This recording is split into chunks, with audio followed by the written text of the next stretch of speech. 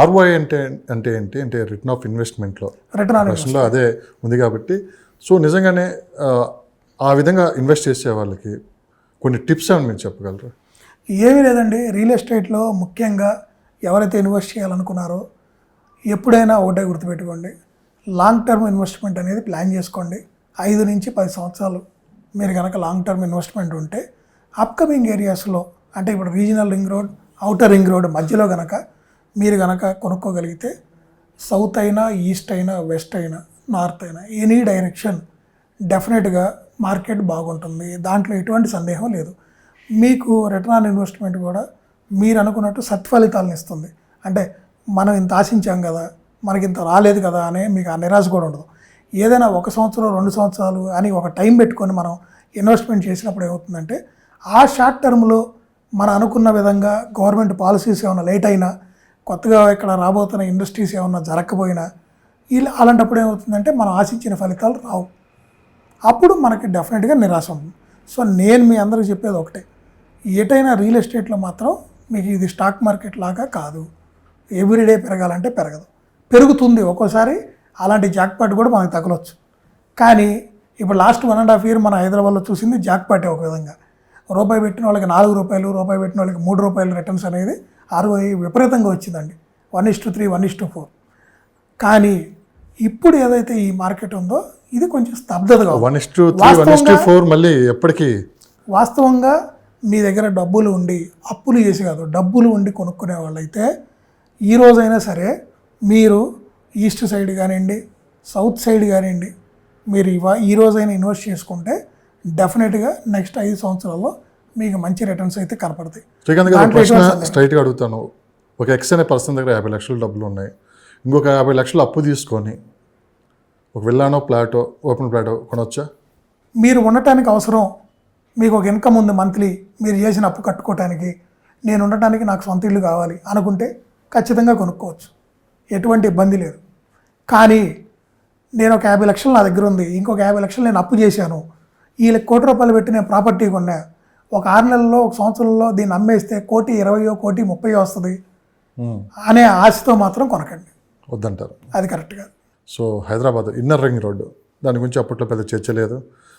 Outer ring road గురించి ప్రస్తావించినప్పుడు అయితే మొత్తం అటు అధికార పక్షం, ప్రతిపక్షం, ప్రజలు దాని గురించి పెద్ద ఎత్తున చర్చ అయితే నడిచింది. అసలు అంత దూరం ఎవరు వెళ్తారు, అవుటర్ రింగ్ రోడ్ అంటే అసలు మనకి అటు ఏం పని ఉంటుందని చెప్పి చాలామంది మాట్లాడారు. ఈరోజు అవుటర్ రింగ్ రోడ్ ఎంత బిజీ అయిపోయిందో మనం చూసాం, చుట్టూ 153 కిలోమీటర్లు. సో ఇప్పుడు ఆ రోడ్డు కూడా సరిపోక మనం రీజనల్ రింగ్ రోడ్ అని మనం ఇంకొంచెం ముందుకు వెళ్తున్నాం. దాదాపు 320 కిలోమీటర్ల పరిధిలో ఈ రీజనల్ రింగ్ రోడ్ రాబోతుంది అంటున్నారు. సో ఒకవేళ మనం ఆ రోజు చాలామంది ఏంటంటే దూరము ఇక్కడ ఎందుకు ఇన్వెస్ట్ చేసిన వాళ్ళందరూ ఈరోజు చాలామంది బాధపడే వాళ్ళు ఉన్నారు. సో కొత్తగా ఇప్పుడు ఇక్కడ కొనలేని వాళ్ళందరూ రీజనల్ రింగ్ రోడ్ చుట్టుపక్కల ఇన్వెస్ట్ చేయొచ్చా? సో ఒక 5-10 సంవత్సరాల్లో అదంతా ప్రాజెక్ట్ అంతా కంప్లీట్ అయిపోతే వీళ్ళు అనుకున్న రేట్లు కానీ అక్కడ వస్తే మళ్ళీ మన అక్కడ ఎందుకు కొనలేదు అనే బాధపడే రోజులు ఏమైనా ఉంటాయా? ఖచ్చితంగా ఉంటుందండి. ఇప్పుడు రీజనల్ రింగ్ రోడ్ వస్తుందని మనందరికీ తెలిసి ఇది అంతా ఓపెన్ న్యూస్.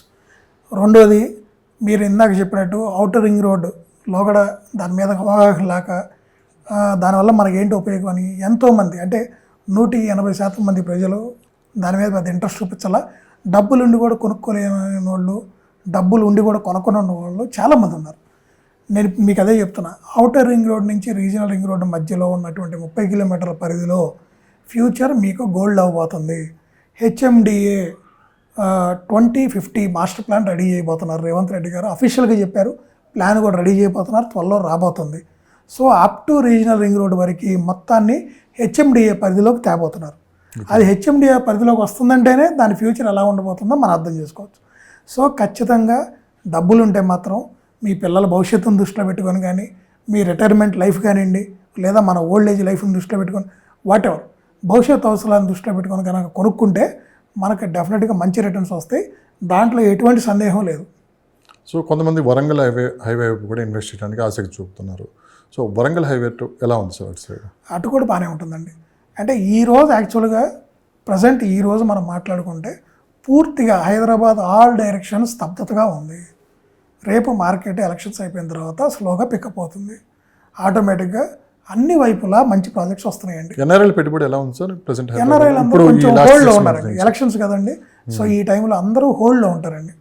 ఎన్ఆర్ఐస్ కానివ్వండి, సెటిల్స్ కానివ్వండి, అందరూ వేచి చూసే దూరంలో ఉంటారు.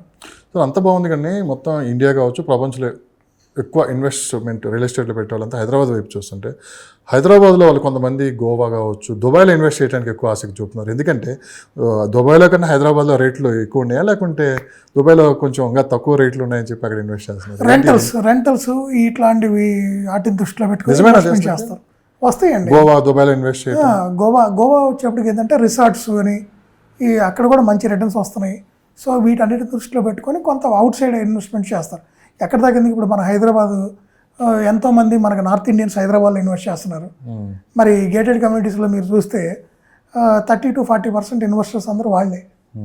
మరి ఎందుకు కొంటున్నారు హైదరాబాద్లో అంటే, వాళ్ళు నార్త్ ఇండియా నుంచి వచ్చి ఇక్కడ ఎందుకు కొనుక్కోవాలంటే, అక్కడ వాళ్ళకి నార్త్ ఇండియాలో అక్కడ వాళ్ళకు ఉన్న ప్రైజెస్, అక్కడున్న వసతులు, అక్కడున్న పరిస్థితులను దృష్టిలో పెట్టుకుంటే ఇక్కడ తక్కువకి వస్తుంది. రెండోది, ఇక్కడ క్లైమేట్ కానివ్వండి, ఇవన్నీ కూడా వాళ్ళకి అనుకూలంగా ఉన్నాయి. వాళ్ళు ఇక్కడ సెటిల్ అవ్వాలనుకుంటున్నారు. సో అలా రకరకాలు ఉంది.